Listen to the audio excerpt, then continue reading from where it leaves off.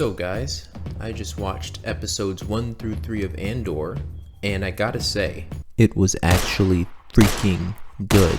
Now, this is not going to be a breakdown of all the episodes or a run through of what happened. I just wanted to get on here real quick and give my unfiltered reaction as to what the first 3 episodes of Andor left me feeling, what I think about the show. So this definitely might be a shorter video, less edits, but I just wanted to get on here and talk about mind control, what Andor is leaving me feeling so far.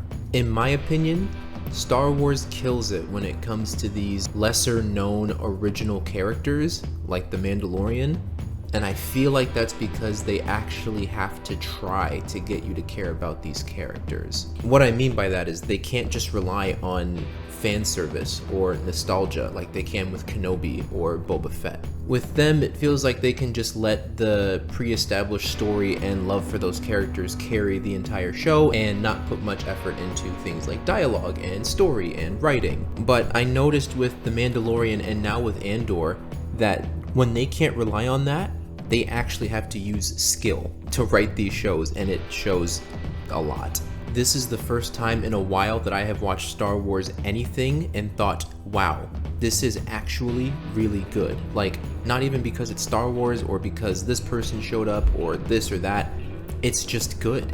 The story is written well. The characters are written well. The emotion is built up. The tension is built up. Hell, even the fight scenes in this show are good. They're not over the top summer blockbuster scenes. They're just actually good, tense scenes of violence. One thing I really love about this show that I know not a lot of people are going to agree with is that it's a slow burn. Over these first 3 episodes, nothing actually happens. Like, nothing substantial happens in the sense that, like, there's big revelations or anything like that. It's just setup. They're building up these characters, why we should care about them, what their backstory is. Like, it really takes its time setting up this story, and I really appreciate that, because Star Wars has a habit of just kind of spelling things out for you and not following the golden rule, which is show, don't tell. Star Wars is really, really good at telling, not very good at showing, and so this show is doing a very good job of taking its time and showing us why we should care rather than just blatantly telling us things. This show is also far more mature than most Star Wars content. I mean, there is implied sexuality, yeah, boy, heavy violence, some really dark themes. Our main character, Cassian Andor, is, in my opinion, what Han Solo should have felt like. And I don't mean that as a slight against Han in any way, shape, or form. It's just that when I watch this show, I get the feeling that Cassian is on edge. He's willing to do some dark stuff to survive, whereas Han felt more like a goofy action hero. Cassian actually feels dark. This whole cast feels really dark and shady, and I love it because that's the whole point of the show. He's not necessarily a good guy, he's just the protagonist of our show.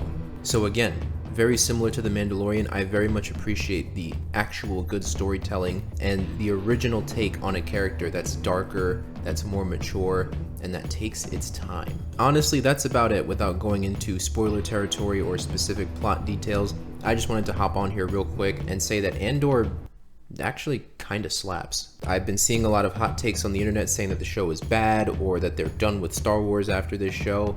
Which is funny because this is the first show in a while that actually feels good. Remove the Star Wars name from the show, it would actually do really well on its own. They don't overutilize the classic Star Wars elements, and it's amazing. I love it.